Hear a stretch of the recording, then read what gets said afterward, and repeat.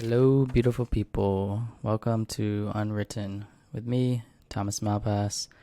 In today's episode, I have Jeni, a renowned productive and mindfulness coach. Today in our conversation, she shares her journey from her career shift to understanding burnout and productivity. We dig into concepts such as positive intelligence, what that is exactly, why self-sabotage is not good, explore the importance of mindfulness and self-awareness, and also explore practices like rubber band therapy. Jeni also offers practical work-life balance tips and discusses the important difference between discipline and motivation. Join us as we uncover the secrets to finding your why, finding your purpose, and overcoming discouragement, and also the importance of just learning to enjoy the journey and being present along the way. Don't forget to subscribe if you're new, follow, leave a rating and review, like, share, whatever your heart's desires. It helps the show. And without further ado, Jeni, the Leisure Hacker on Instagram. Enjoy. Welcome to the Unwritten Podcast with your host, Thomas Malpass, where we are on a mission to help the world find more purpose, passion, and peace in their everyday lives. Through deep conversations and connection, tune in because we are all on this journey of life together. I like that. Yeah, I'm down. Yeah. Cute. Did you say cute? Yeah, the cards are cute. I love cards. I have like a bunch of I have on my desk these cards and like palm cards and Wait, are you from Israel or so what?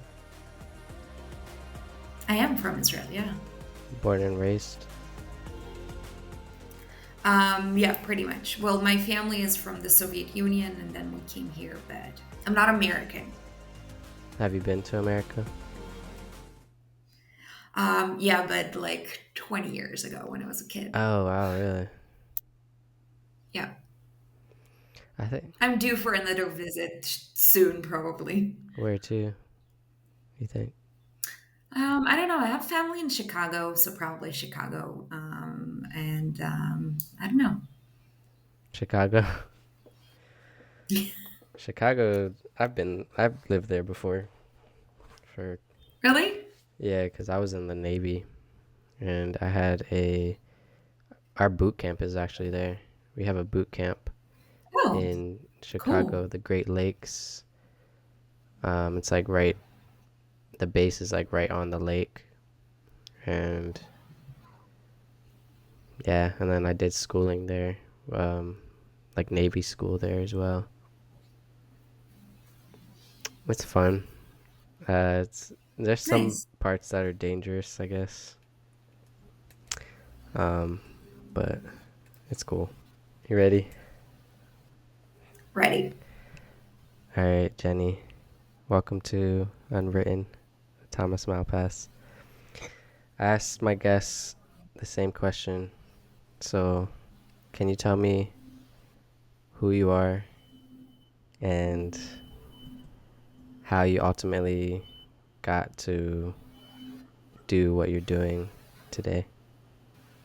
Yeah. So my name is Jeni Raitsin. I'm a mindful productivity coach and a mental fitness trainer, which basically means that I help people to focus more and to stress less and to find less stressful ways to reach their goals and kind of get things done, which obviously connects to my story. I used to be an architect for about a decade, and it was always really, really productive.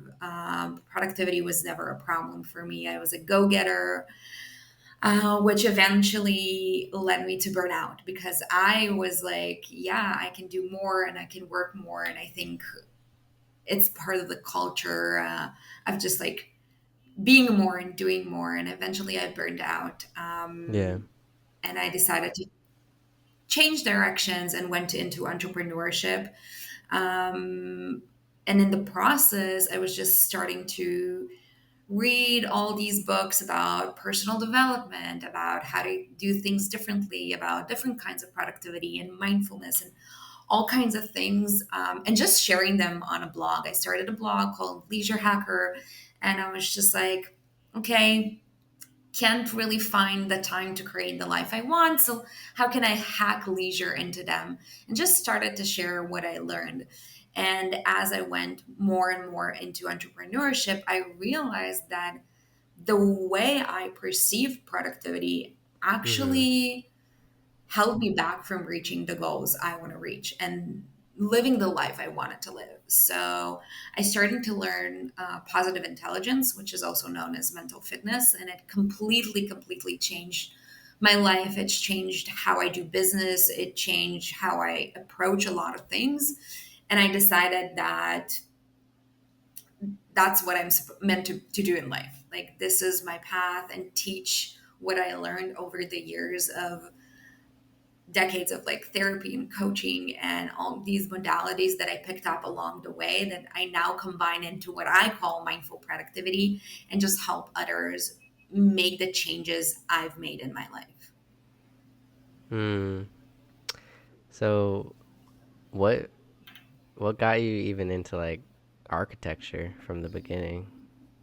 Like why'd you even was that something just like from a teenager or like young adulthood that you wanted to do, or what was that all about? My mom says that I wanted to be an architect since I was 5. She's like, "You said ballerina and then it changed into architecture, and we don't Oh even wow. know how you got it." I don't even know how I got, like, I was always artistic in a way, and I had like the engineering part of me. Like, I come from a family of engineers, and like the math and the physics and like the construction and things.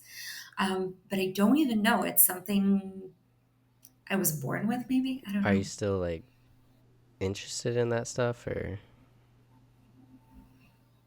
I love architecture. I don't do it anymore. I just bought a house and I renovated myself. I did the whole remodeling, but otherwise that's the most use of my architectural skills. and you said you started to feel burnt out during that time? Yeah. How do you know you were burnt out? Um just I think a chronic lack of energy, Hmm. and just prolonged stress. I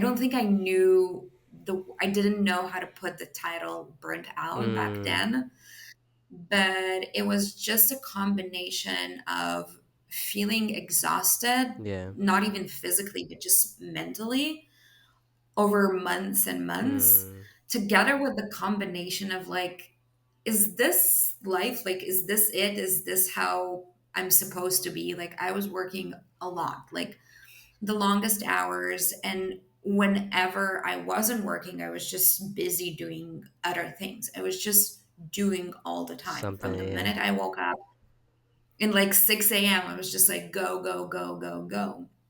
And eventually I was just like, this is not how I want to live life, or this is not how you're supposed to live life. Because Yeah. I don't get to enjoy all the things I did. Did you have a moment? Um, I think it wasn't one moment. I didn't have like when you read in those books or you see like Eat, Pray, Love, you have like this moment uh, on the floor crying. I think it was just a series of moments. I think I Hmm. was trying to kind of like comprehend what was going on. I think back then, a couple of years ago, like burnout wasn't something that you see on social media as much. It wasn't as like trendy or Yeah. popular, but I kept having conversation with friends and with colleagues, and I knew something was off. I knew something was wrong in the way I was working, or in the way, in just general, in the way I was living and feeling, but I didn't know how to label it until years later when I learned more about like energy management and burnout, and started studying it and finding books and reading articles. And then I'm like, oh, this Yeah. was burnout. Okay, now I get it. Yeah, cuz it's weird. It's like I do believe in burnout, but I also believe like burnout can be like a sort of like coping mechanism for like the workaholics, like that just they just want to work, and then they like disregard their burnout feeling.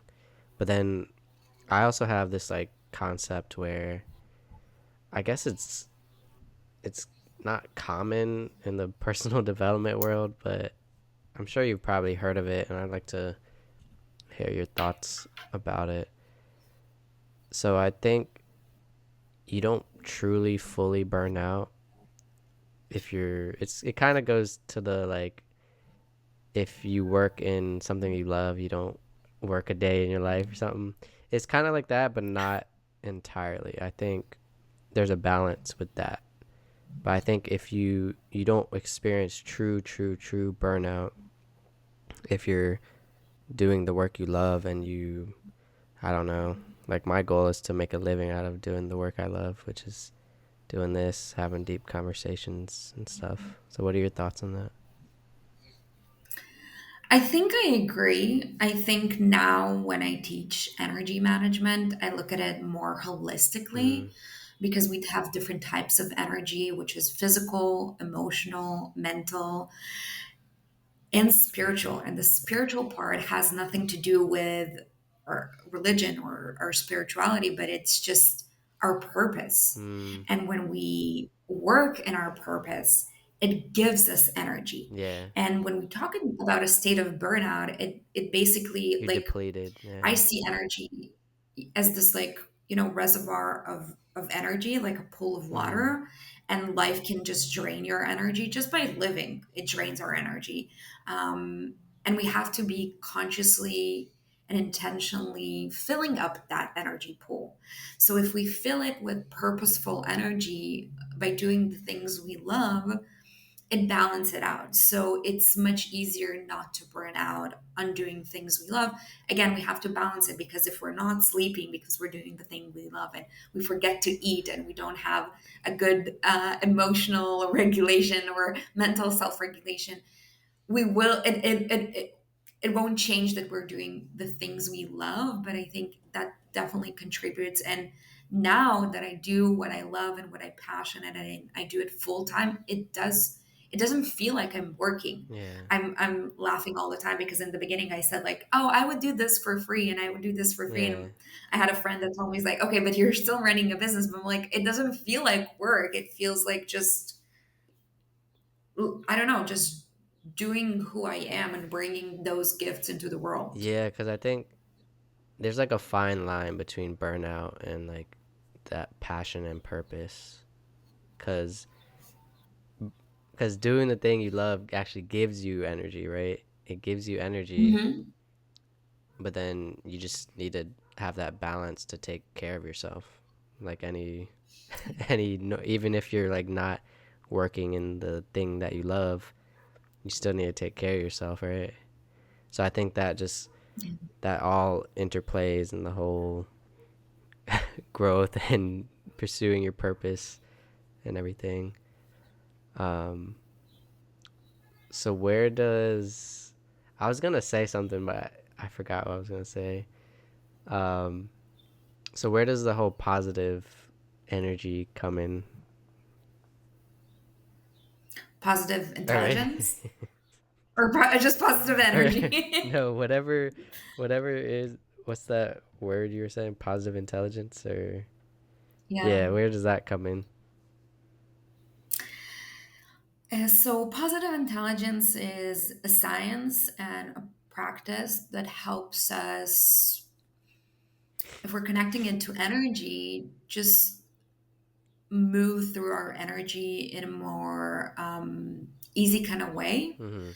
It's basically a technique of moving away from self sabotage, which all of us do in some way or another. Sometimes subconsciously.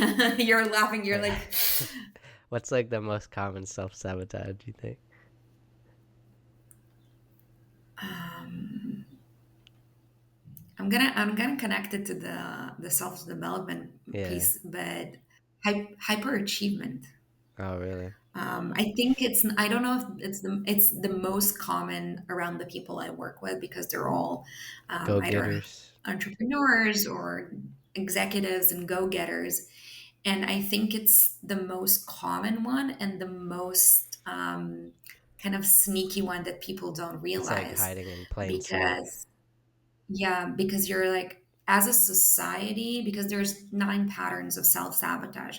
So one of them is, for example, like avoidance Hmm. or victimhood. It's really easy to spot, and we live in a society that being a victim or being like a procrastinator, it's labeled as something bad. Like we all know that it's a way of self-sabotage, procrastination. But us, Yeah. like, I am like a total type A go getter, high achieving person. And I was taught since I was a child that being a go getter is a good thing, not realizing that actually my hyperachievement or my perfectionism can hinder my success. Hmm. And we don't see it. And I'm going to give like the most simple example that for me, like, again, I believe that I want to, every program I do, every course I create, it has to be like the best level, which is a good thing. But when you step, like, cross that line into over perfectionism or like being a stickler about it, it can actually hinder you. And then you're like, oh, I have to do all these research before I Hmm. release this program, or I have to cross all my T's and dot all my I's 100 times until I do that. And that actually hinders you from taking action and moving forward. And it can be just in, because you have to make things perfect or the best, you're actually avoiding from taking the next level. Does this make sense? Well, I have like two thoughts on that. I think perfectionism in creativity is okay. Like, because I do everything, I produce my podcast 100%. Like, I make all the content, social media, YouTube. And when I edit and when I make thumbnails, I have a set like kind of structure, but I like to use my creativity. Um, and in that creativity, it's not. I don't think it's like perfectionism, but it's.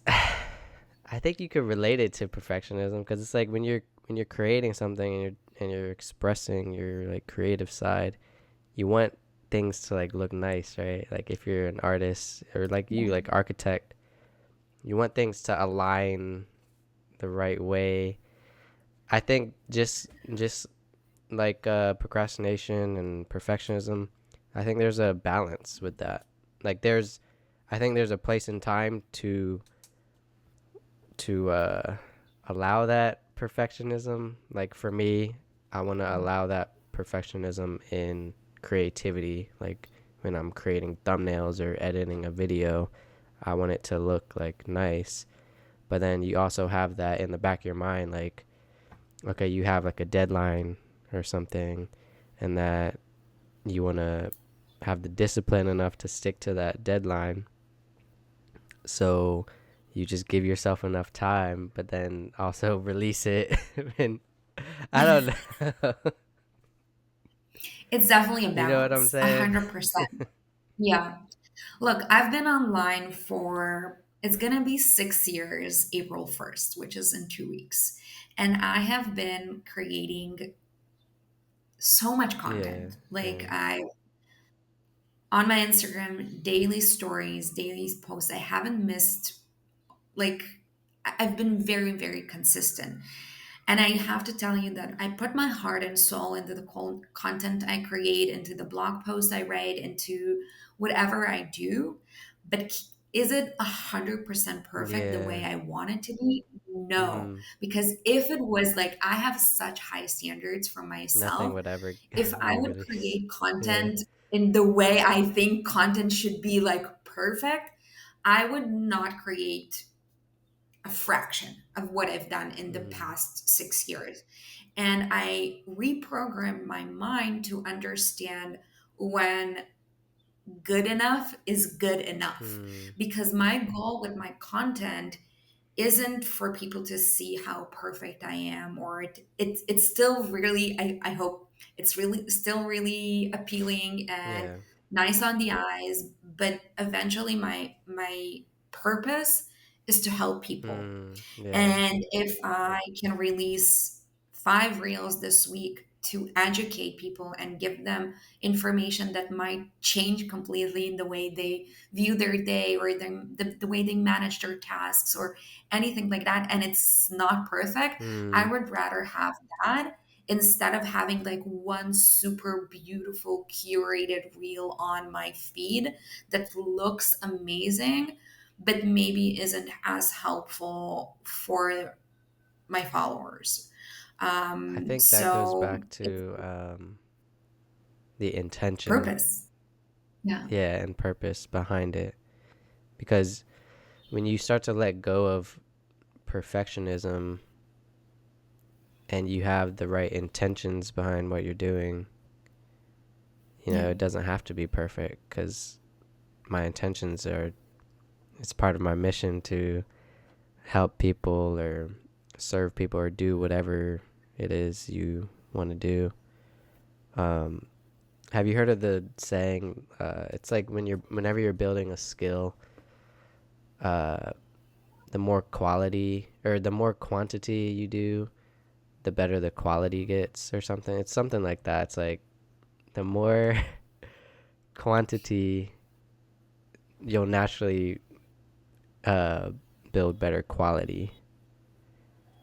Something like that. That makes sense Yeah, it's like the because more. it comes from mastery. Mm-hmm. Everything that we practice over and over again, we become masterful with. So the quality in which we do it becomes better. It's Mm-hmm. just, I think it's really natural. Yeah. Oh, what were you talking about? Oh, did you say what you were going to say about the positive intelligence? Yeah. You did? Oh, well, we started with Yeah. it's just a practice of understanding how we self sabotage. So there's 9 ways, 9 patterns that all of our thoughts, our negative thoughts and negative feelings, we can allocate it to 9 patterns. So it's just a practice of the way I coach people through it, that we identify the way we self sabotage and we learn how to reprogram our subconscious mind to create better, more productive, more positive thought patterns. And this is kind of how we achieve our goals and increase our productivity in a more Practical. easeful, less stressful way. Yeah, and more practical, of course. So what is what are some examples of like that positive? Cuz that could like seem like woo woo to some people. Like, Really? I oh, positive Nancy. Okay, so actually, positive intelligence is a science. It's Okay. called PQ. It's just like we have IQ, Mm. right? Our intelligence, and EQ, our emotional intelligence. We also have a PQ score. Okay. From 1 to 100, it measures how many negative versus positive thoughts we have in a day Oh or wow. at a certain time. And it's a combination of neuroscience and positive psychology, performance science, and original research they did in positive intelligence. And it's the most profound practice I've ever met. This is why I love about it, because I'm not against woo-woo stuff. I do like a little manifestation and No, affirmation, me but too. my problem with all of these practices is that I didn't know how everybody's like, oh, raise your self-worth or love yourself more. And I'm like, okay, yes, I want that. But how? How do I do it? Like it's so vague. And for me, I have a very like left brain, logical engineer kind of brain that doesn't understand something. I was like, when in the beginning of my journey, I didn't know what it meant, like how to love myself more or how to be more positive. And with positive intelligence, we actually teach a very simple, structured strategy of moving from low self worth, shame, guilt into a more positive state. And this is why I love this practice, because it completely changed my life, because it was just like, oh, manifestation, self love, self worth, all of these words that I don't know what they mean. Oh, this is how I get it. One, two, three. And for me, I'm a super practical, rational person. I'm like, tell me what to do, I will do it. So And what this do we is do? completely connected. So the in general, so it's a little more Okay, complicated, what are but the like basic. yeah, what are like some general like what could somebody do like right now if they're listening to this and I don't know, they're coming home from work or about to go to the gym, wherever people listen to podcasts, what could they do like right now? I think the first part is bringing awareness. Hmm. Awareness, this is why this is a big part of my practice of like mindful productivity, is the mindful part, is just bringing awareness of your negative emotions, your negative thoughts, your limiting beliefs, because at the moment you're thinking them, because a lot of people are really good at like the labels, like, oh, I'm a procrastinator. Like I've Hmm. heard so many people say it. Yeah. But I want you to catch yourself procrastinating in the moment. Like in the moment you're sitting in front of your computer and you're Oh yeah. supposed to do something, and then you're like, oh, let me watch this kitten video on I YouTube, I or literally did that. let me just scroll through my phone, I did that or this make morning. coffee.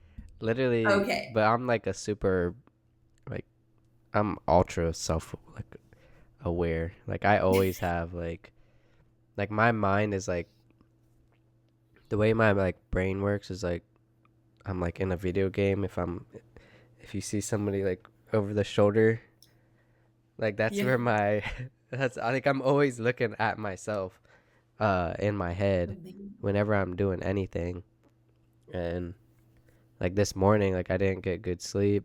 I was like tossing and turning.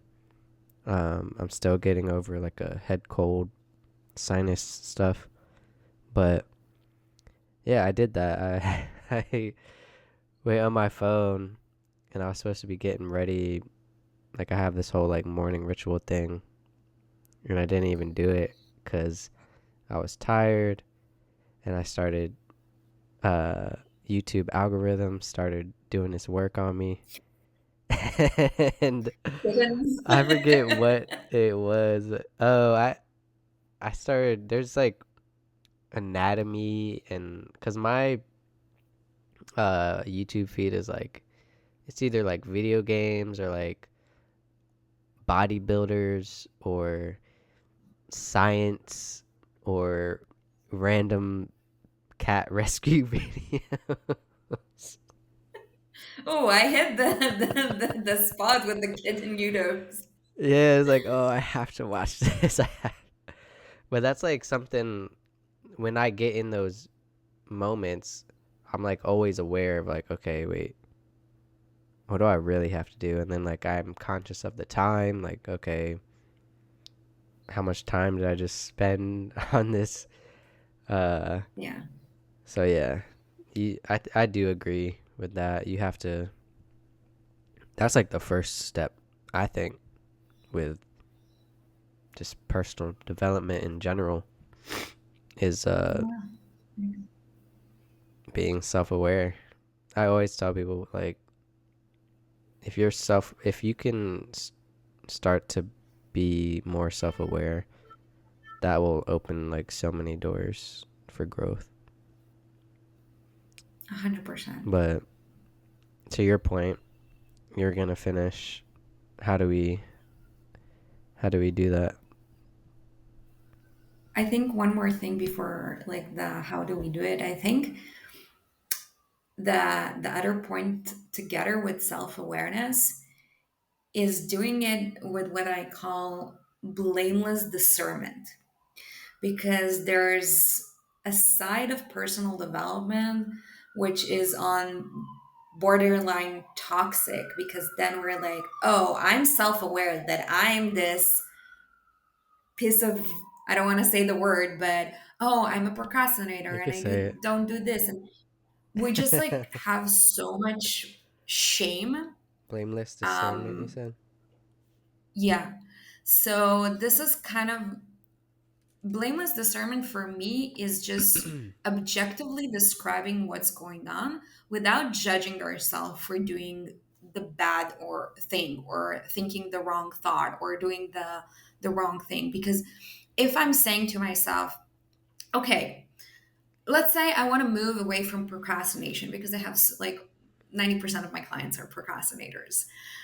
So we said like some people know that they're procrastinators in just like a general label. And we're like, okay, let's have more self-awareness. And when you're in the moment of, you know, you need to do something, you have a deadline and you're starting to procrastinate, Mm. catch yourself in the moment. But then don't do, "Ah, I did it again. What's Like wrong beat with me? yourself I'm up. such a procrastinator." Without the judgment part. Mm. Blameless discernment is just objectively imagine you're a news anchor and you're just broadcasting it on TV and you're just like, okay, with your neutral, I always say, like, do it in a neutral voice and not like, oh my God, what's wrong with me? I'm so stupid. Why am I procrastinating? Just say, like, oh, I have this deadline and I just spent 20 minutes watching kittens on YouTube. Yeah. Just naturally. And then when we bring this element of non-judgment, blameless discernment, we can actually open a pathway in our brain to move away from this. Because when Mm. we are in judgment, judgment sits in the part of our brain that is connected to the part that's procrastinating. So we're just feeding that monster more and more. And it's very, very counterintuitive because most people, when they hear it, they're like, oh, if I don't judge myself for doing something wrong, then I become mediocre or lazy or complacent, or I'm okay with being procrastinator, Mm. or I'm okay with being with not reaching my Yeah. goals or for not hitting the deadline. And that's not the case. We're not moving away from, oh my God, what's wrong with me? I'm so stupid, into like, that's fine, no worries. I didn't meet the deadline. No, we're Yeah. just saying like, hey, this is what's happening very objectively. Then let's bring curiosity to it. What can I do to change the situation? Yeah. Because when we bring judgment and shame, we're just perpetuating this negative Well, cycle. something I do to help with that, I like to replace judgment with like, I call it grace. I don't know what grace Yeah. really means, but I think grace just means like giving yourself self compassion. And whenever I Hmm. get in those states of mind, whatever, and like I start to notice, like, because like I said, I'm self aware. I just tell myself like, it's okay, man. It's okay. Yeah. That's it. I I love literally that. just tell I myself love that. like whenever I, like you said, like go in that pattern of judgment, I catch myself. I'm like, wait, this isn't. That doesn't feel good. Like that doesn't feel good to Hmm. be to feel shame and judging myself. Like I don't. I hate like judgment. That was something I was really bad at subconsciously for years, like with my marriage and everything. And I never like realized how to deal with it, I guess. Um, Yeah. so yeah, people like will naturally, like, it's in our nature, I think, to judge. You see somebody Mhm. that looks weird, you're already gonna. It's just something in our nature. Um, but for me personally, if you can switch that judgment into grace, and what I do is just say, yeah, it's okay. It happened. Stuff happens. You know, it's okay. Just get back on it. Yep. I love that. I love that. So what's after that? Or actually, I had is so. What is your version? Is this your version of modern day mindfulness? It's a part of it, 100%. Just learning how to be aware, self-aware, without the judgment and shame part. I think that's a whole other level of awareness that, like you said, allows us to actually shift away from it. And then we can bring curiosity to the table. We can ask ourselves, instead of being so focused on what did I do wrong or what's wrong with me, right? Because when we make a mistake, it's suddenly like, I am not good enough, not smart enough, not fast enough, not pretty enough, whatever it is. And then when we say, like, hey, man, it's okay, like, you did this, that's fine. Yeah. Now you get to ask, okay, what can I do? Where can I go? Who can Mhm. help me? What's next? We open the tunnel because it, like you said, we're actually hardwired for judgment because we're hardwired for survival. And it's all these survival patterns that we no longer need, but it's just like when somebody is different from us, or when somebody is looking weird, or when we're doing something wrong, this judgment mechanism is just a survival Mm. strategy. But when we calm our nervous system down, we move from survival state into action, into curiosity, into self compassion. It's a completely different region of our brain, by the way. Mm. And we get to, like, when we're in survival mode, our brain is just tunneled vision on what's Surviving. wrong, on Yeah. the danger, on the problem, and surviving it. When we're calming down the nervous system, we're opening this tunnel vision and we're Mm. like, oh, how can I solve it? How can I make it better? How can I thrive? We can't thrive and be in survival mode at the same time. It just doesn't work. It's Yeah. completely I different think of it like systems. when I'm in those states, I think of it like there's that saying where it's like you can't see the forest from the trees or something. It's Hmm. like when Yeah, you're in that survival mode and you're in the trees and you don't know what direction to go, you can't see the bigger picture, and that your path may be like right a few steps away, but you don't know. And exactly. what would you tell somebody? Because there's another thing. I have a feeling of what you're gonna say, but what would you tell somebody that keeps telling themselves like, I have to do this, I have to do this, I have to do this? Well, first of all, have to is one of my, like, red flags words, together Yeah. with should, need, Yeah. must. Every time I or one of my clients use it, and I'm like, nope, you're in survival mode. Because when Mm. we're in thrive mode, we don't have to do anything. We get to Mhm. do something. We want to do something. We're gonna do something, right? Have to is still so much in survival brain for me.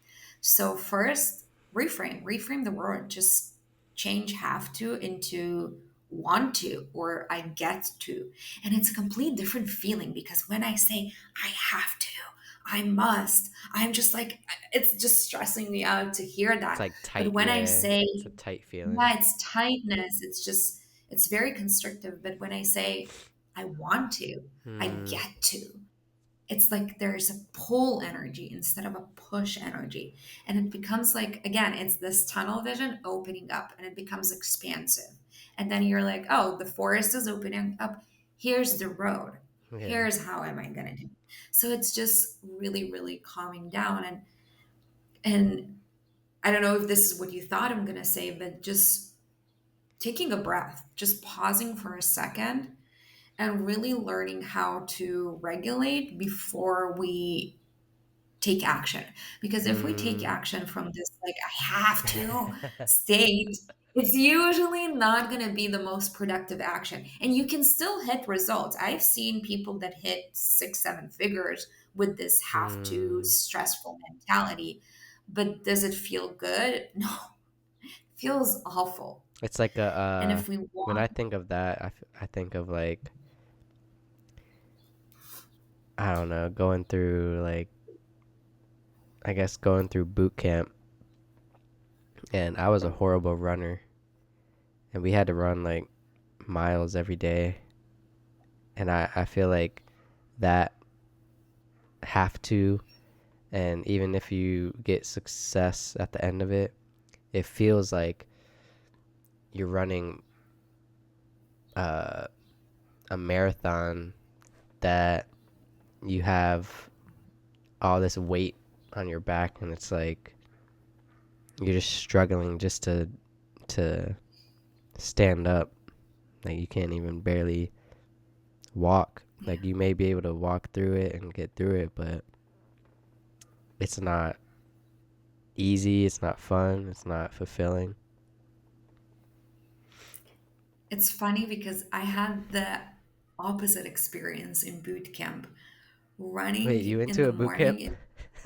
Yep. I was an officer in the army, served for 3 years, Oh and wow. running was actually my favorite part of boot camp I'm and not a basic runner. training. And I'm not a runner. I hated running before that, but I knew that in order to get to officer's course and do the path that I wanted to do in the army, I had to get into a certain physical shape that I was not close to, and it's just motivated me. And army was the part that I fell in love with running, because there was something in my brain. I don't think it was conscious at that time, it was many many years ago, that said like, I get to Mm, run because this will help me to do the other things I want. And I don't know, it was just something liberating. And like you said, the running is still, it's the same running, but if we go to that running with like, I have to, it's hard, like I did with many other parts of the army, like different parts of training is like breaking you mentally. mm, But when you think it's hard, it it's becomes harder. so much harder. Yeah. But when you're it's just because the weight becomes heavier, the running Yeah. becomes longer, everything becomes just harder. But when you come with this mentality of like, okay, I have a purpose, or just reframe it, I think everything becomes easy.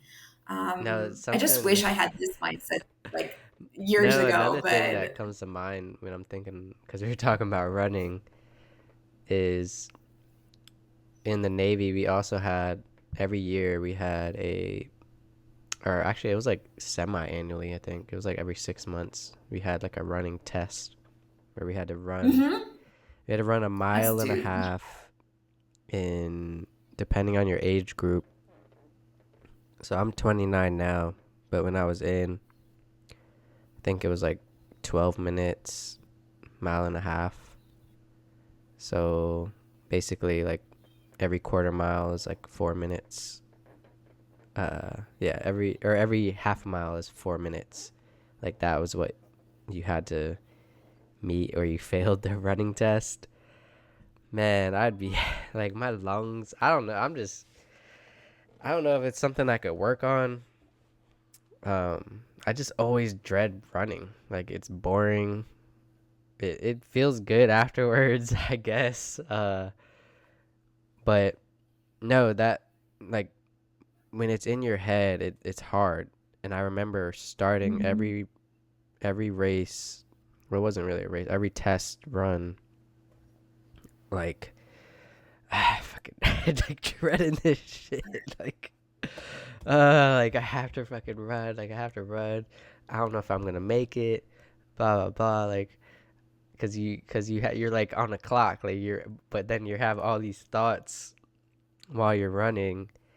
But then towards the end, there's like the whole, like the leaders, like the in the Navy, like the chiefs, the officers, the fast people that made it in like half of your time. Like, how did you do that? Like, and then they're cheering you on. And I always remember like that last, like, I don't know, 30 seconds, minute, where you could see the finish line. I just get this like burst of energy, and even though I'm like Yeah. tired, I could see the finish line, and they're cheering you on, and they're like, go go go, and it's like it just comes out of you. Like you use like every ounce of energy to make it to the finish line. Amazing. I think that finish line is partially based in adrenaline. Oh, But what I want to yeah. take from this beautiful Definitely story got is it. the fact that they were cheering you on. And when they were cheering you on, you're like, oh, there's a positive voice. Like I hear it. Like I will do my best because I want to. But Hmm. imagine if we were going through this run, or if you were going through this run, or if you were going through life Yeah. when you were cheering yourself on in your Hmm. mind. So instead of thinking, oh my God, this is hard, I hate running, I'm not going to make it, what is going to happen? And it's just burdening you. You're like, yeah, man, go, run. You can do it. You got this. Like everything becomes lighter.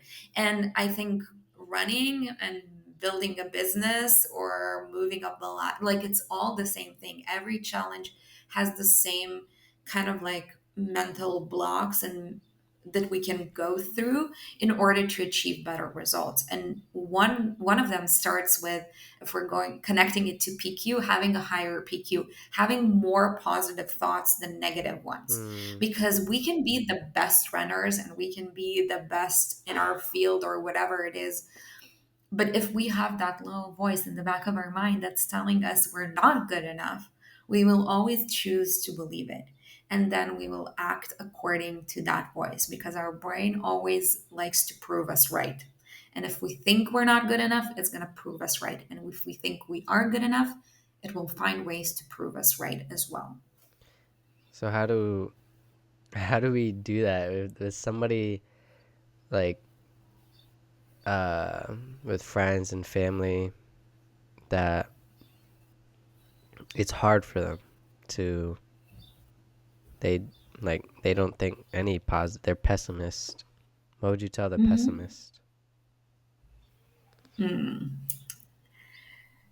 I think I think first we have to have the desire to change our thoughts. So if a person isn't doesn't want to, it's going to be hard to change, but everybody can change. Like I've coached very, very pessimistic people in deep victimhood into becoming more confident and positive. And it all comes to practice. It's no, like, this is why we call this practice mental fitness. It's just like physical fitness. We can practice these positive muscles until they become stronger, until they become even stronger than the negative ones. And for me, pessimistic people or negative people or whatever it is just means that their positive muscles are weaker than other people's. And it doesn't mean they can't get there, they might need more training. Yeah. For example, if you and I will go to the gym together, you can probably lift heavier weights than me for sure. But if you stop practicing right now and I start training every day for 3 hours, eventually I will maybe probably be able to bench press more than you, right? Because I practice. So hopefully, I don't know. I don't know. With the right practice, anything is She's challenging. possible, She's especially challenging me right mentally. now. Let's go. No, that's one thing that like I've always, I guess, part of my identity is I always well, not always, uh in high school I started like bodybuilding, and I think that's something that just really keeps me level-headed and focused Yeah. and confident. I think people would benefit from finding that thing. Like, it doesn't have to be bodybuilding, but I think working out in general, it's just, it's like so good for you. So Like, good. if you, But after a workout, you feel good. of course, because they're all the good feel hormones that we're releasing. But I think that part of it, especially with lifting weights or different kind of practices, the reason it feels so good is because we are present. If Hmm. you're lifting a weight, you're present in the moment. It's really, really hard to perform in certain sports, even like If your head's basketball. somewhere You can't else. be good at basketball if your mind is thinking about like paying the bills or the fight you had with your girlfriend. Yeah. You have to be in the moment. And that's mindfulness. That's the power of mindfulness. And the way I see mindfulness is that we can practice it anywhere. I Hmm. don't believe in this, like, okay, sit in meditation for 45 minutes, because I've seen so many people that do it in the morning and then they get to their day and they just lose it Hmm. because they don't know how to be present during what they Like do. And I moment by think that's moment. the true Hmm. Exactly. That's the true secret, to learn how to find presence in everything you do, in the way you brush your teeth, in the way you run, in the way you drink your coffee. And if you can find tiny moments of presence throughout the day, you can, I don't want to say maintain that state, but be more prone to the state of mindfulness, of awareness, of positivity. It's all Is there any connected. way the average person can do that? Because when you say that, it's easy for me to think. Because like I said earlier, when I'm when I feel self-aware, I see myself in third person, like, and that's my, like, I guess, version of that, like that moment to moment. But what would you tell, like, somebody else, or what do you do for that? The easiest way to do it, and I think it's so accessible to everybody, because you don't need special tools or you don't need training, you don't need an app, you don't need anything. You just need your senses. Try to connect to one of the senses. Whether, I think the easiest gateway to the state is touch. Hmm. Just touch something and use your inner voice to describe what you're touching. So the exercise that I always teach is just rubbing the tip of your fingertips and just doing it. I don't know if people are just listening to us or seeing us, but Yeah. we're doing just rubbing two fingertips one against the other, but doing it with such attention that you can like feel the fingertip ridges on both fingertips. And when you do this, I don't know why you're laughing, Because but it's we something. just, when we, It's sensual. oh no, no, son, It's you can do it with like a glass of it's a water or anything, sensual feeling. because It's like I don't think I ever got this response from teaching this exercise, and I've taught it to like hundreds of people. I don't But know. what the reasoning behind this, Thomas, is that your brain can think two thoughts at the same time. So if Hmm. you're using your inner voice to describe it, like, oh, my hands are like um dry or like moist. Oh my god, now you got the oh my god, I'm like, can't take it serious. Okay, but is it That's just like, moist now. is my hands like warm or cold? And you can't worry at the same time. You can't focus on the present moment and worry or be in stress at the same time. So it's a really cool Hmm. hack to hack your brain into the present moment, because you literally can't think two thoughts at the same time. It's just like you can't be in survival mode and in relaxed mode at the same time. You're either or. Is that why some people get prescribed a rubber band? Yeah, I think You ever it's seen just that, like rubber band therapy? the yeah, it's bringing them to the present moment, because they're hurting themselves, which is probably not, I don't know the best, but they're hurting themselves and they're feeling the physical touch, and it snaps them back to reality Hmm. from like Whatever they looping or were. from being in this trace. Exactly, because our mind is getting into this like spiral, and then you're like, nope, coming back to reality. But we don't have to like hurt ourselves, we can do it consciously. So yeah, that's one great way. You can do it through a rubber band, you can do it through touch, you can just, when you're washing your hands, everybody is washing their hands hopefully a couple of times a day, and you're doing this, it's the same way. Just think about like how the water feels on your hands. What's the temperature of the water? How does the soap feel, like the texture of it?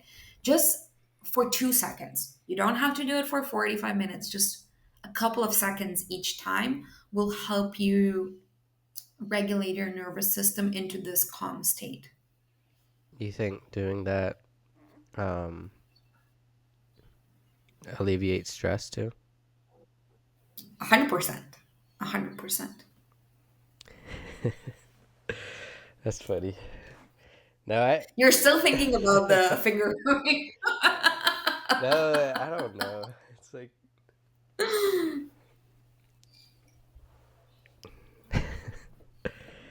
anyways, do you have any work life balance tips for, let's say, everyone, including including entrepreneurs, the 9 to 5ers, the business owners? Um, how do we, well, especially like me, like, because I'm like a full-time podcaster. I'm not even getting paid for it. I just, I mean, I have my days where I'm like, what am I doing? But I think reminding myself of like my mission and everything keeps me focused, Yeah. and that you only, I guess, like that old say, you only live once, that freaking cliche, or you're only young once. I like to say you're only young once as well. Um, how do we, like, I guess, not like turn off, but create those boundaries um, for work-life balance? I think you asked two separate questions, Okay. but I'm going to answer both of them. I think with setting the boundaries, it again connects to what we just talked about with being present. Because what it actually means is that when I'm working, I'm just focused on work and I'm 100% focused on work. And I'm not thinking about the fight I had with my girlfriend or the bills or the grocery shopping or anything else. I'm just present with the task that I'm doing. And then when I finish work and I close my laptop, then I'm 100% present with whatever else I'm doing, Mm-hmm. whether it's just sitting and watching TV or having dinner with somebody, with a friend or a partner. I'm fully present on that. And it's a practice. It's just something we keep coming back to. Or let's Hmm. say we're having dinner with a friend or with our partner after our work and the thoughts keep coming back. Yeah. We're just like, no, I'm going to come back to the present moment. No, I'm going to come back to the present moment. And we just keep doing it until So it it's like a new happens. It's habit. not going to happen from the first time. Yeah, Yeah. but just practicing that.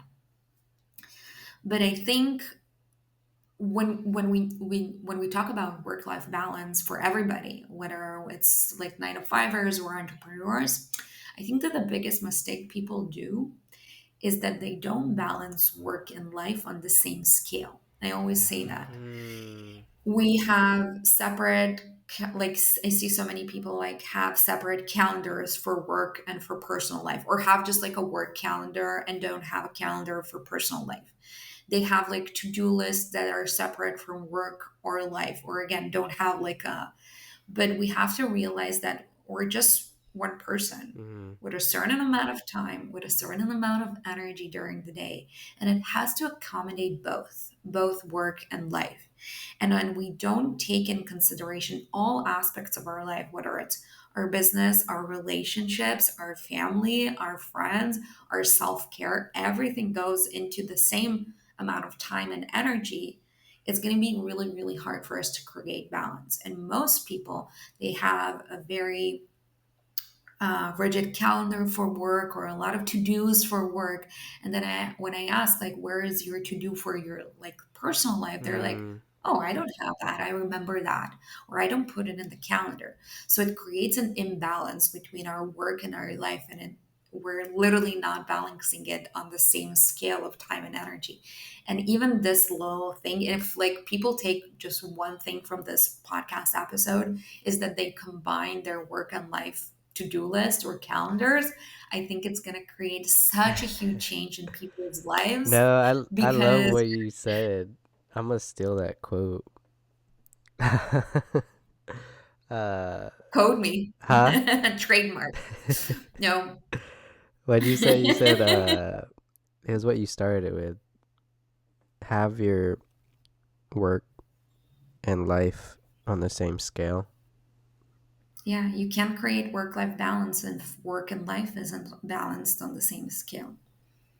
Yeah, that's good. That's a good one. Because the first Thank you. thing I think of when I hear that is you have to be as strict as you would if you were like with yourself, as if you were going to an important like life or death doctor's appointment or something as important at work, or an important meeting with somebody that may change your life, that you had a opportunity and you don't want to miss it. Yeah, That's what I think. But with yourself, with when you said like balance it on the same scale, set those appointments for yourself and be exactly. disciplined and strict about it, because man, life is so it's so short. I actually I actually don't think we need to be disciplined Don't and discipline. strict. Again, that's push energy. That's Ah, so I have to let that I go. have to get to that yoga class. No, put it on your calendar because you want to and because Hmm. you prioritize it as much as you prioritize that meeting you go to for work. Hmm. Because if you have a work meeting, whether you're working for yourself or somebody else, it doesn't matter, on the calendar, you wouldn't miss it for the world. Like, Yeah. if you're a good employee or a good business owner, you schedule a meeting, you come to it. But then you schedule a workout and you just miss it. You don't need discipline. You just need to prioritize it with the Hmm. same, again, balance it and the same scale. Give it a priority. Want to commit to it the same way you commit to your work. So what? Don't leave. Yeah. So what is? Yeah. So then, where does discipline fall for you? I think I think it's a matter of semantics. I just don't Really? like the word discipline because it sounds very, again, constrained, push energy, very something that I have to do it. I don't have to work out. I want to work out. I want to work out because I understand, again, I have a bigger why for it. I want to feel healthier. I want to be in shape, whatever everybody's why for working out or whatever it is, taking time for themselves, going on vacation. We want to do it. Hmm. And I think that's where the balance comes in. And So you don't believe in discipline? well, I'm a very, very disciplined person, so it's really hard for me. Like, I grew up in a strict Russian upbringing, super disciplined. Was in the Yeah. army, like, but Yeah. I do believe in discipline, but I'm not sure that discipline is the best gateway to Hmm. creating good habits and routines. Not for all people. For some people, yes, but if the people that are listening to us are struggling to create healthy habits, healthy routines, and they have been not consistent with it because they lack discipline, maybe discipline is not the way. Maybe again, we need to find a softer, better approach to pull ourselves into action instead of pushing ourselves into action, if that makes sense. No, that does. It's just funny because the first person that comes to my mind when I think discipline is David Goggins. I don't know if you heard of him, but his whole thing is like stay hard. Like that's his. So toxic. It's like, Like, I don't know this person, but oh, he's I huge think in the. He's huge. Like if you're listening to this, you probably heard of David Goggins because he's in the personal development world. But quick story about him is just ex Navy SEAL. His whole story was like he had like extreme child abuse and um like just childhood trauma, a lot of childhood trauma, and then he was overweight, like 300 plus pounds, And then he joined the Navy SEALs and became a Navy SEAL and went through all of like the special forces trainings. And then after that, after he retired from the Navy SEALs, he became an ultra marathoner, running like 100-mile races every year with like broken shins and broken knees. Like he would literally, like, there's a famous story he always tells where he was running like his very first ultra marathon, and he thought he didn't fully prepare for it, but he had that stay hard, like just get through it mentality, like fight through the pain mentality.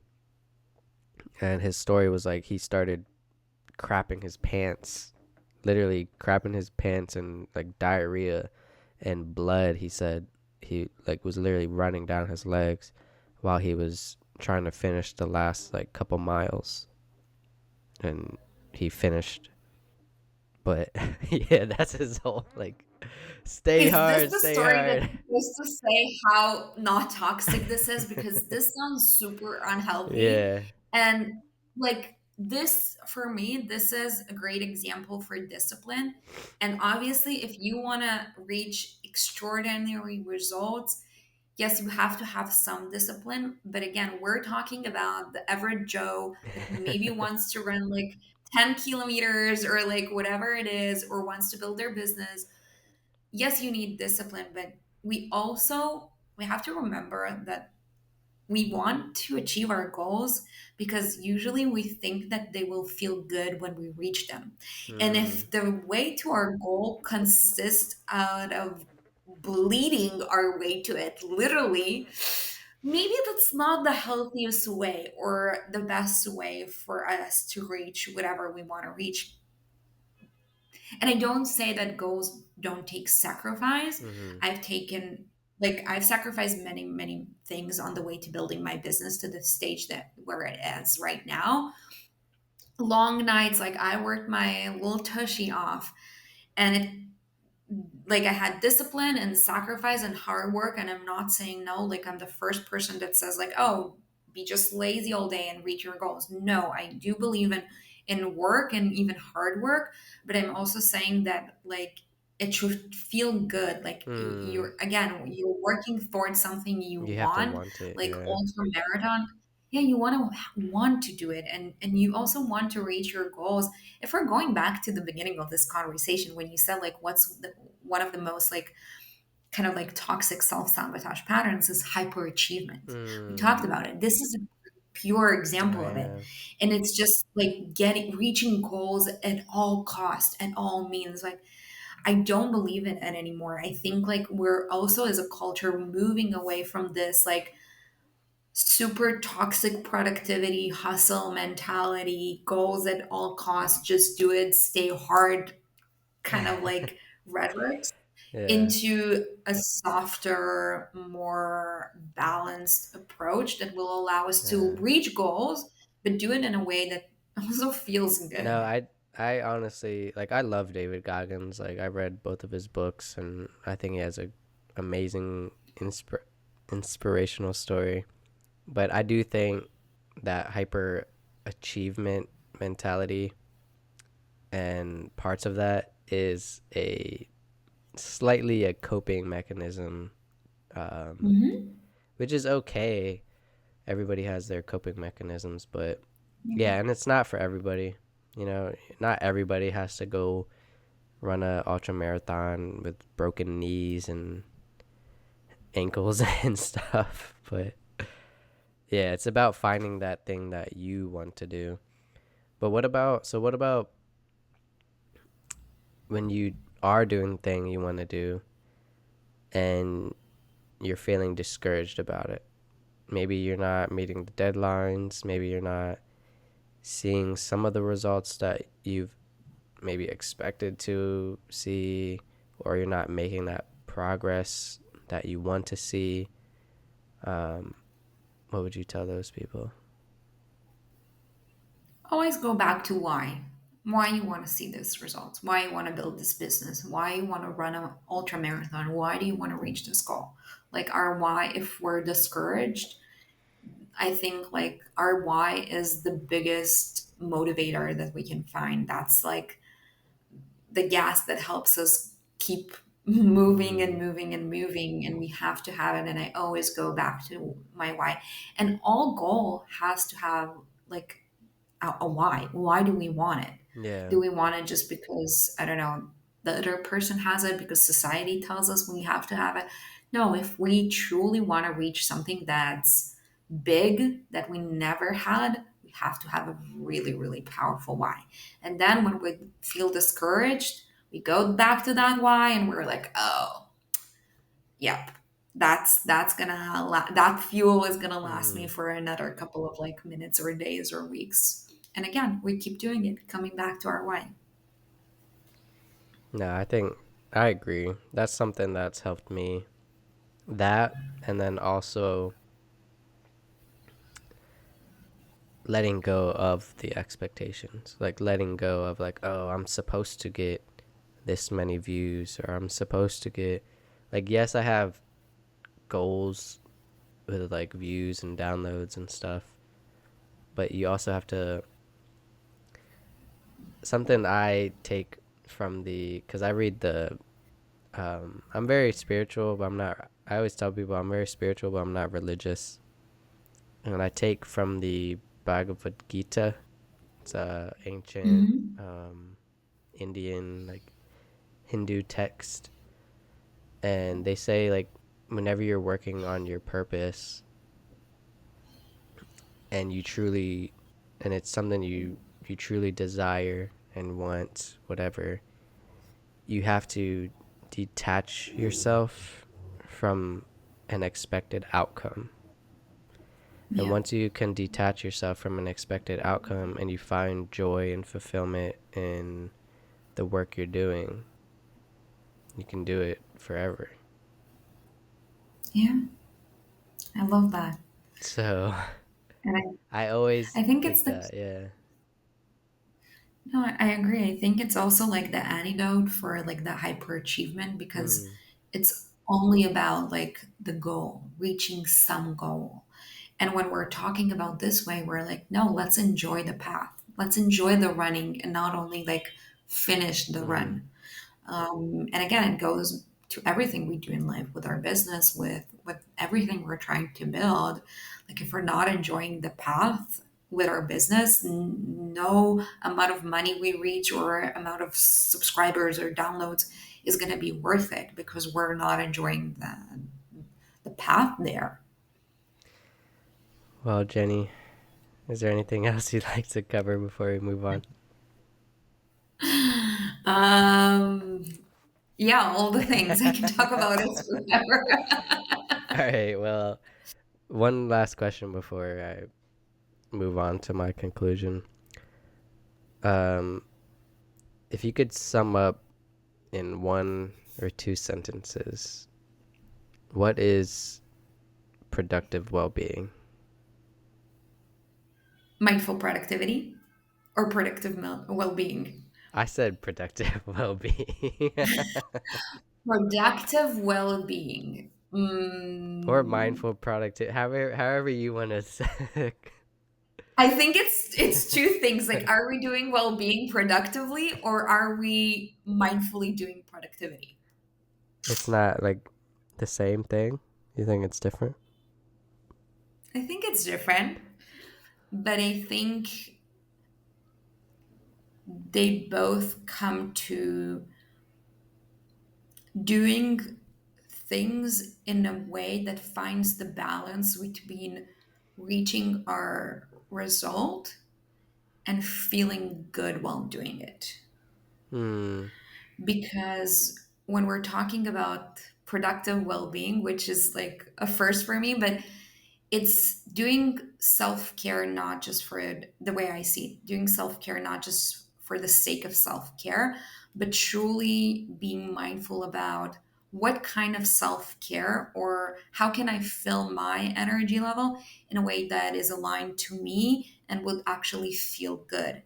And when we're talking about mindful productivity, we're talking about how can I reach a certain goal or increase my output or whatever it is in a way that again feels good, that feels aligned. And I think it's always that balance between getting things done, reaching our goals, and enjoying it and feeling balanced and liking it and just being in this flow. So I think the word would be like balance.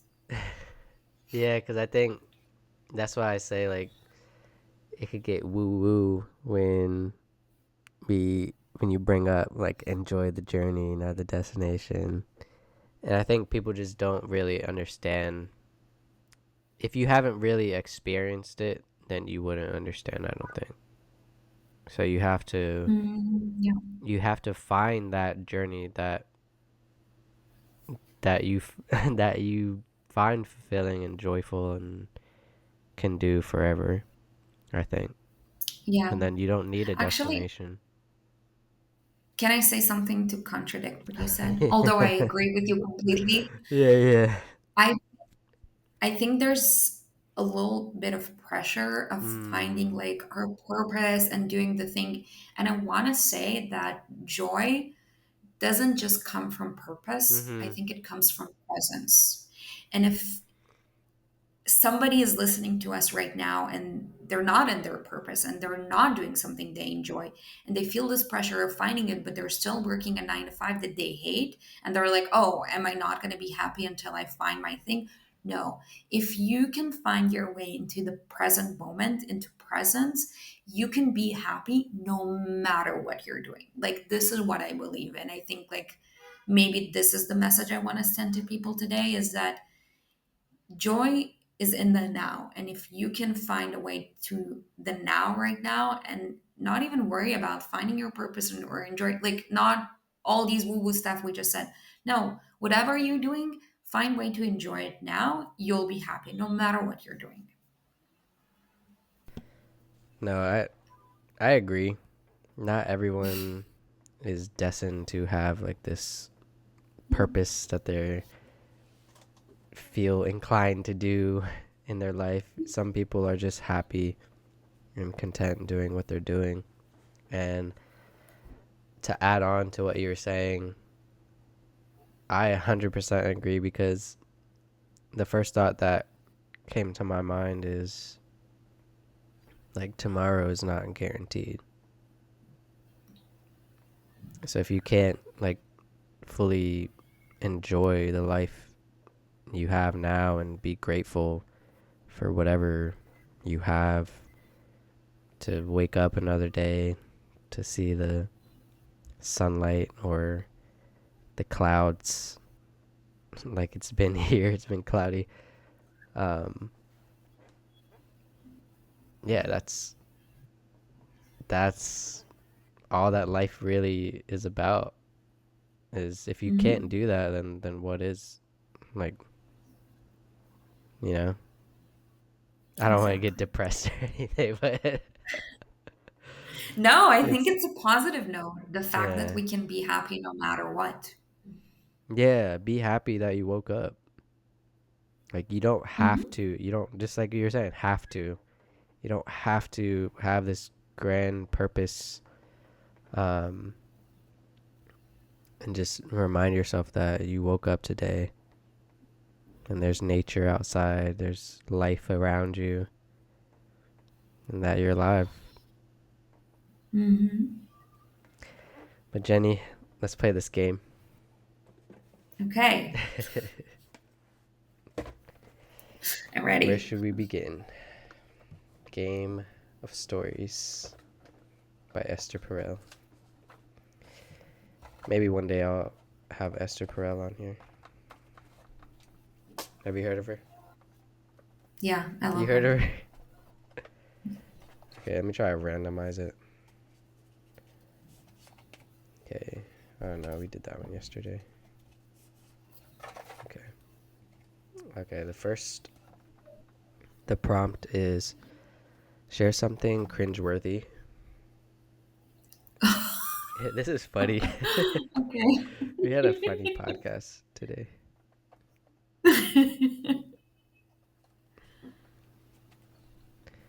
Cringeworthy, and then there's so many like story cards. Oh my God, I'm scared. Here, you want me to pick from the top or the bottom? I trust you. Pick a good one. I don't know. Oh man, this is just the universe. First, we were talking about sensuality. Now, Oh no. can you read this, or is it like backwards? It looks backwards to me. D- okay, share something cringeworthy. And the prompt is during sex, the world melts away when.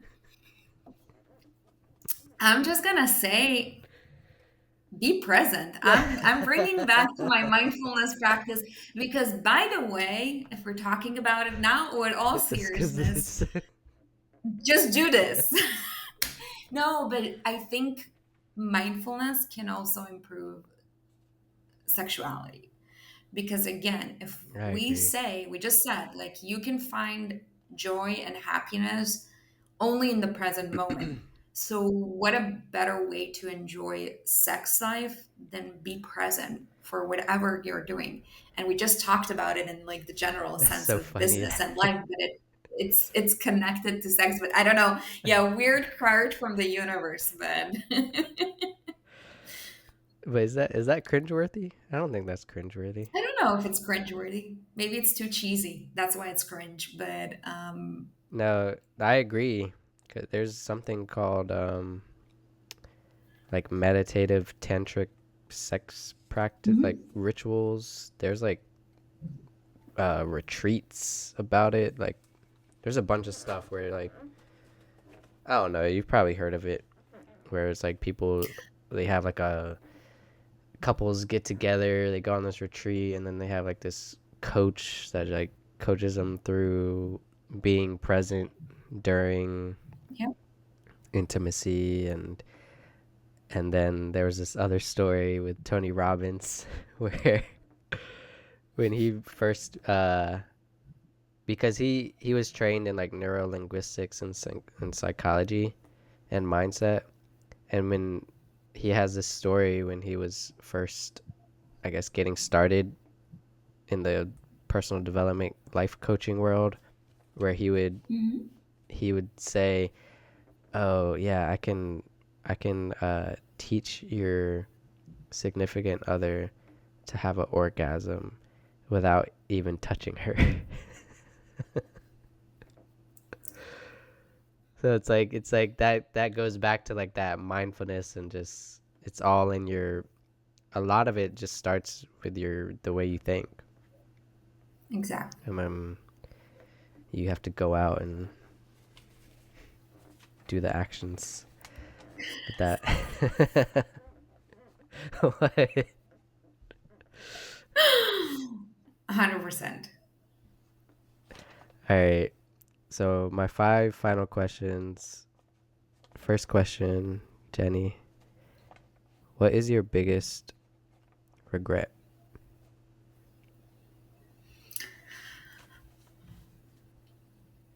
I don't believe in regrets generally. I think I worked really, really hard to create the life I have right now. And it's very, very different from my life 10 years ago. I had to give up a relationship and a career and a lot of things to get to where I want.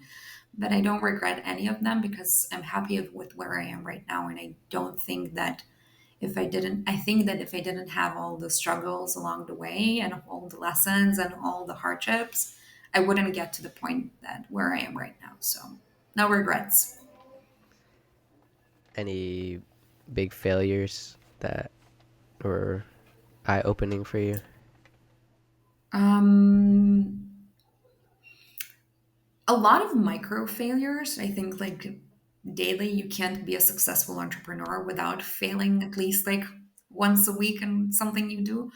But I think the biggest eye opening for me was just not living in alignment to who I am or how I want to live for the majority of my life.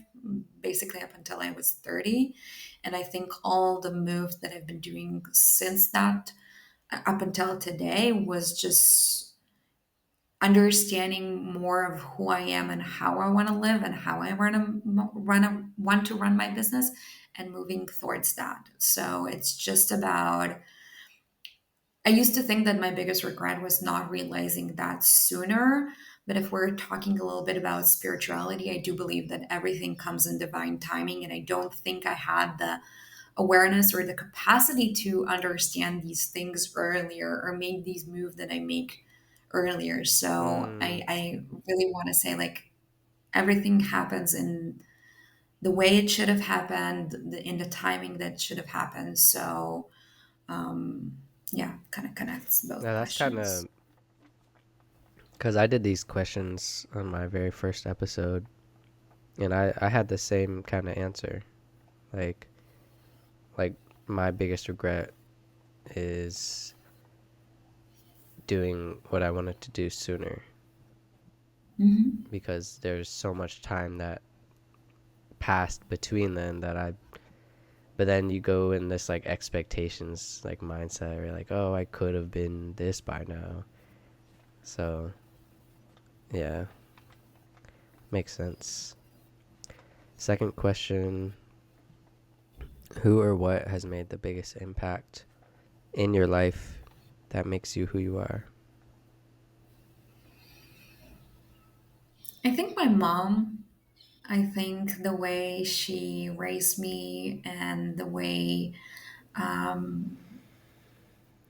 she encouraged me, both pushed me, and the way she kind of supported me, I think she's been a great role model. And I think she's a big part of like the person I became to be, even though I'm really, really different from how she raised me. But I still think that she's been the biggest influence on my life. Can you share like one fond memory of her growing up? Wow, I don't know why this memory popped into my mind, but I think so. When we grew up, we were a family of immigrants, and we didn't have a lot, like not at all. And it came towards like we have something similar to Halloween here. Mm-hmm.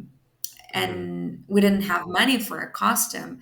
So she got like materials and we spent weeks sewing the costume together, and like she bought some stickers, and we like had this whole like super creative idea for this costume, and we sewed it together and we glued it until like the little hours of the night. And I think it's just she always remembers it as this very like kind of traumatic event of like, oh, I'm the only person that didn't have like a money for like a fancy costume growing up.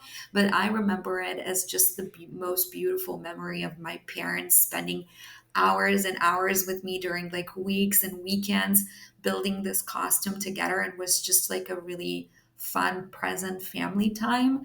And I love that memory and I love this story. I think I never shared it and anywhere, but I think it's just a way for us to, I think it, as an adult, it made me realize that we don't need a lot, Yeah. especially from parents. As children, we How old don't were need you? like a fancy, I think about 8 or 9. Yeah. Um, I don't think as children we need We don't need money or big much. things. Yeah. No, we just need the presence of our parents. And Presence, my parents, love, care, yeah, validation. I think my parents didn't have a lot to give me material Yeah. wise when I grew up because they didn't have to, but they were always really present. They were always there. They were always like supporting me with whatever I wanted to do. And I think that's part of what made me who I am today. What was the dress? It was just a sort of like a night queen. I don't know. It Yo, had like a million like a layers witch? and tulle and like no, like a night queen or Night a night queen? princess. It had a crown and it had like Oh, a thousand little tiny stickers of golden stars. We actually like cut one by one from like this other fabric and Material. sew it Yeah. into the costume. Yeah, that was Did you cute. have face paint? What did I? Face paint? No, I don't think so. No. No, maybe just like eyeliner or just like a little No, makeup. that's funny because like a couple years ago, we like me and my ex wife, whatever, we were living in Hawaii and we were on the Big Island and they didn't have like they don't really celebrate Halloween over there. And I mean, I think some people do, but they didn't have any costumes. So literally like we just got uh makeup painted cuz we have twins. Painted one like a blue zombie thing with makeup, and she just had regular clothes. And then the other one was just a freaking the old school freaking pillowcase with the holes cut in the eyes.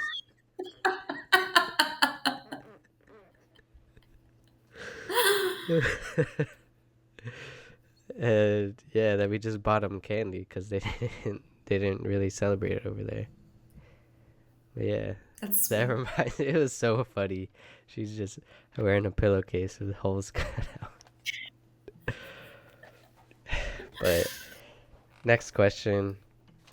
What is one lesson you learned the hard way? Wow. Um, Learning how to pause and just be. I think it Mm, connects to a lot of my journey with burnout and then with chronic illness. I think I really believe we're talking about spirituality, that we're here to learn lessons. And if we don't learn the lesson we need to learn in the good way, the universe will teach it, yeah, will make us learn it. And yeah. I think I didn't know how to pause. I didn't know how to stop. I didn't know how to rest or just be. My mind would just go on and on for 24/7.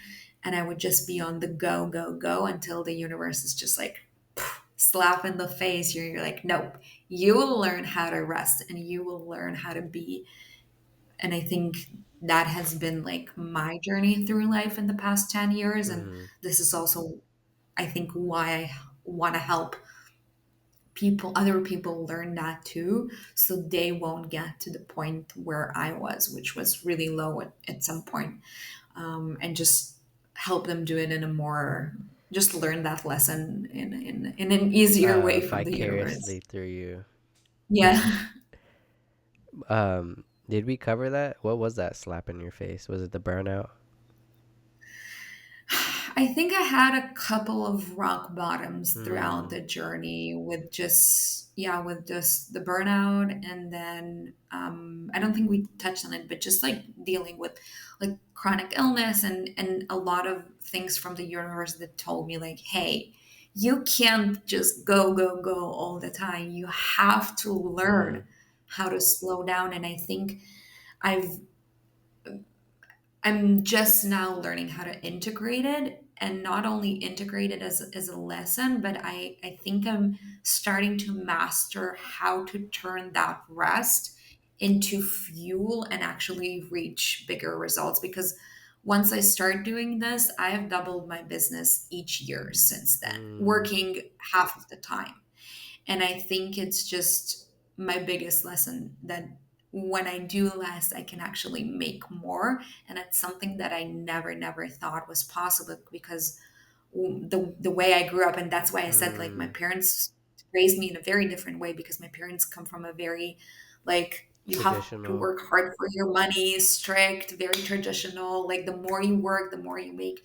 And I think it's so different in our generation, especially as entrepreneurs, learning how to use rest and that presence and well-being to actually double your income is something that I never thought was possible. And I kind of like proved myself I can do it. And now I help others do it. And I think it's just the greatest gift because, again, we didn't come here just to work. We came here, like you said, we're only young once Yeah. and we should should have the time to enjoy it Mm, and not just work all the time. And yeah, that's yeah, been a great lesson and a great present. And yeah. that's good. Next question is, what would you want to experience in life if you had all the time and all the money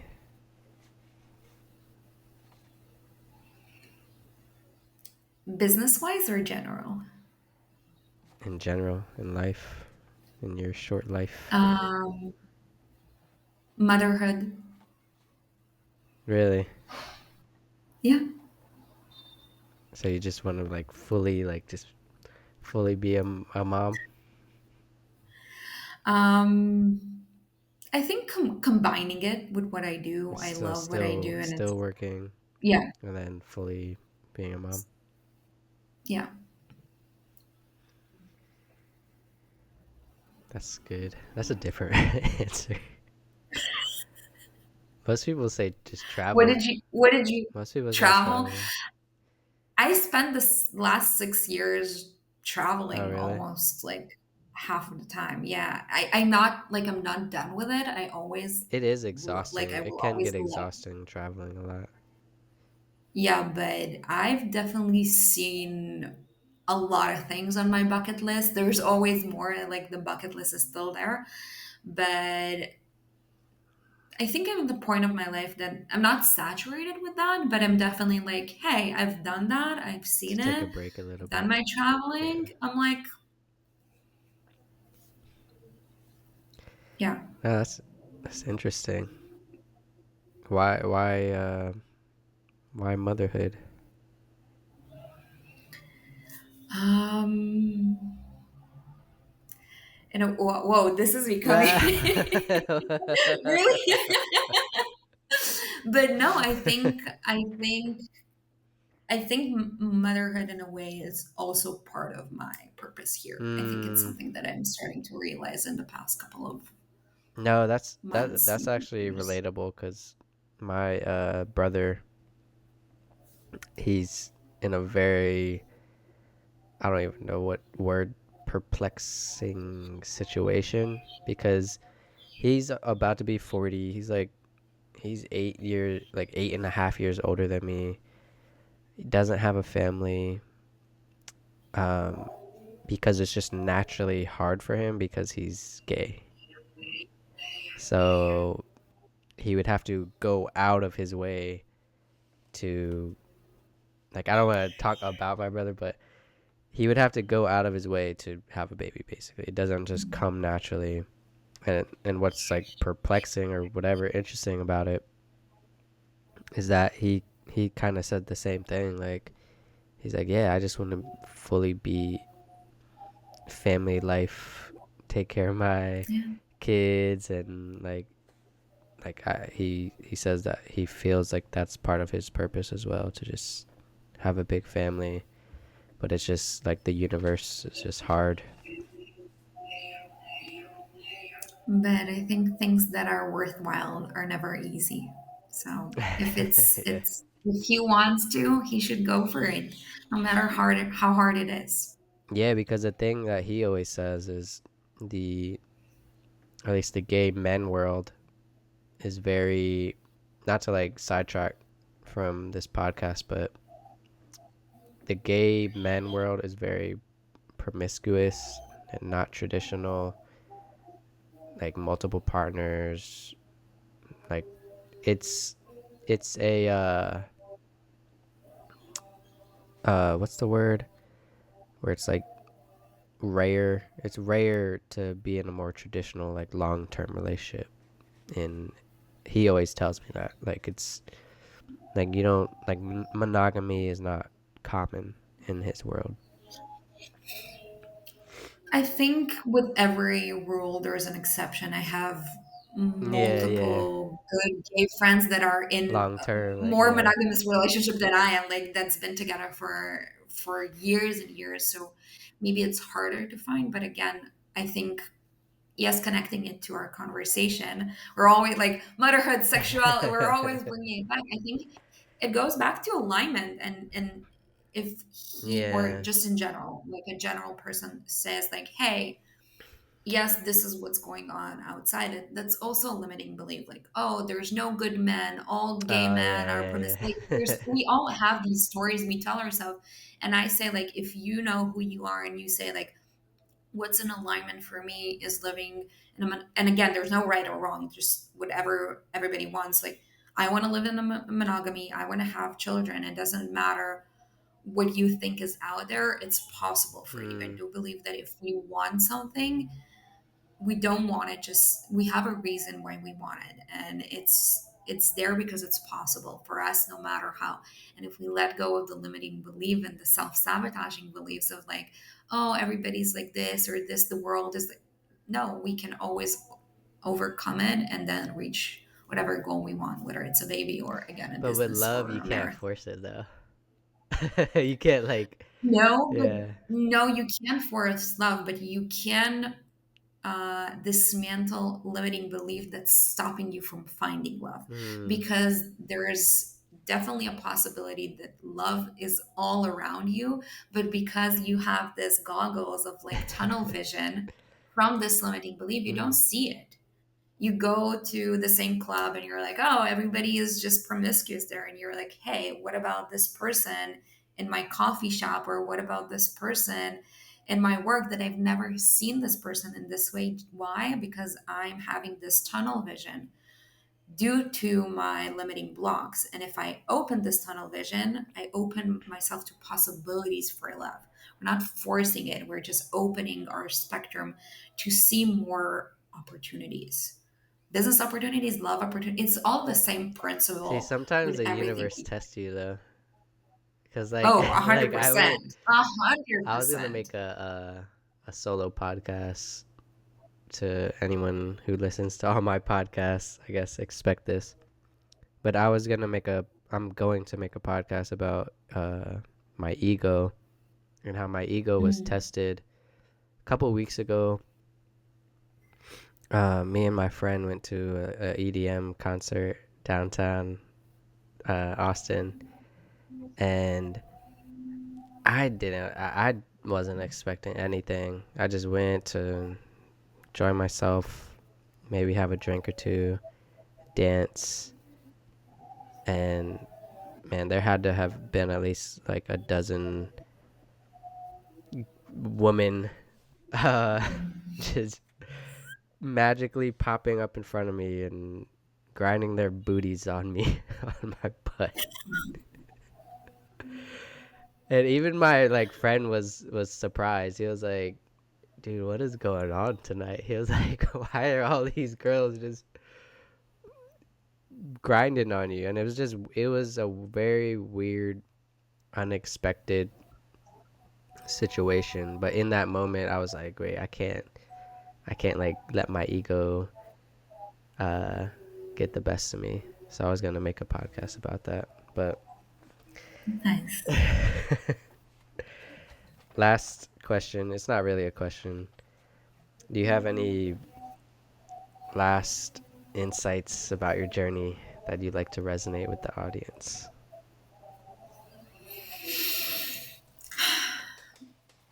Oh, we've been talking for almost 2 hours, but I think I'm going to connect to what you said right now with the test universe testing you, because I do believe that it can happen and it happens.